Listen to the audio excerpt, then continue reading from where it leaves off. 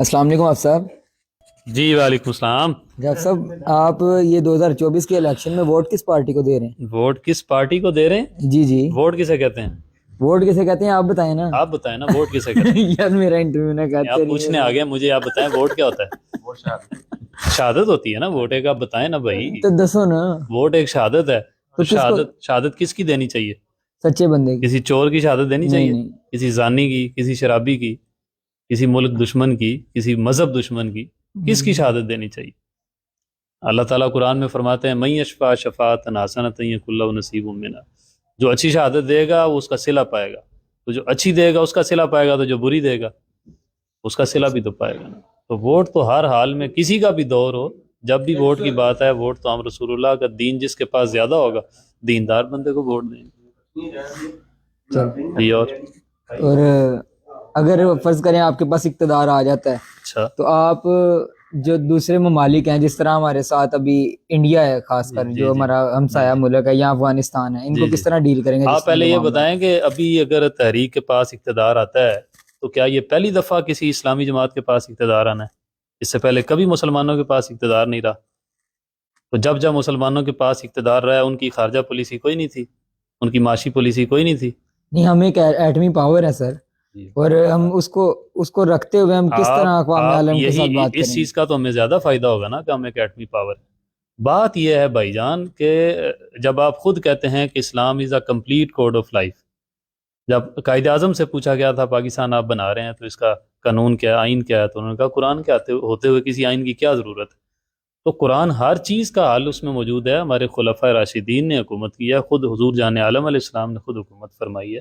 انبیاء جو ہیں، جتنے نبی جو ہے اس کائنات میں تشریف لائے ہیں، وہ سارے کے سارے حاکم رہے ہیں، انہوں نے اپنے فیصلے خود کیے ہیں۔ یہ ساری بات ہے، اس میں کوئی پریشانی، یہ تو صرف مغالطے میں ڈالنے والی بات ہے لوگوں کو، جی مولویوں کے پاس کون سا نظام ہے؟ مولویوں کے پاس ہی تو نظام ہے، کیونکہ مولوی رسول اللہ کے وارث ہیں، اور رسول اللہ کے پاس ہی سارا نظام ہے صلی اللہ تعالیٰ علیہ۔ تو یہ سارے شبہ ہیں بھائی، ہماری مکمل ٹیم ہے۔ بعض لوگ کہہ دیتے ہیں یہ جو جی مولویانہ خطیبانہ جملے بولتے ہیں، جذبات میں لاتے ہیں، ایسی بات کوئی نہیں ہے۔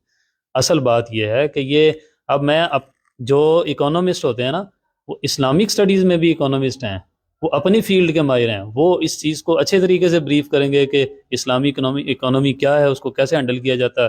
جو ہماری خارجہ پالیسی ہے اس کے الگ سے ایکسپرٹس ہیں، وہ اس کو ڈسکرائب کریں گے۔ ہماری ہر چیز کی ٹیم ہے بھائی، جب وقت آئے گا انشاءاللہ سب کچھ ظاہر ہوگا۔ ابھی منشور آیا ہے نا الیکشن سے پہلے، کیونکہ اس کا وقت آ چکا تھا، اب سے پہلے تو منشور نہیں آیا تھا تحریک کا، اب آ چکا ہے، تو جب وہ وقت آئے گا انشاءاللہ ہر چیز سامنے آئے گی۔ کیا آپ بات کر رہے ہیں؟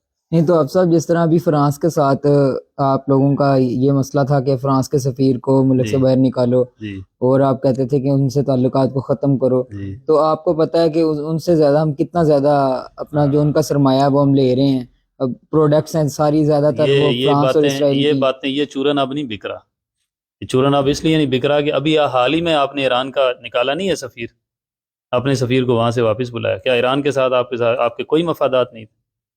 بات یہ ہے، یہ ایک لوگوں کو لولی پاپ دیا جاتا ہے، جب اپنے مفادات پہ حرف آتا ہے پھر آپ سارا کچھ بھول جاتے ہیں، اور جب آپ یہ سمجھتے ہیں کہ کوئی بات نہیں اسلام پہ حرف آ رہا ہے تو پھر آپ اس طرح کے ہمیں جملے بولنا شروع کر دیتے ہیں۔ ایسی بات نہیں ہے۔ کون سے تعلقات کی آپ بات کریں؟ سارے تعلقات حضور کی وجہ سے ہیں صلی اللہ تعالیٰ علیہ وسلم۔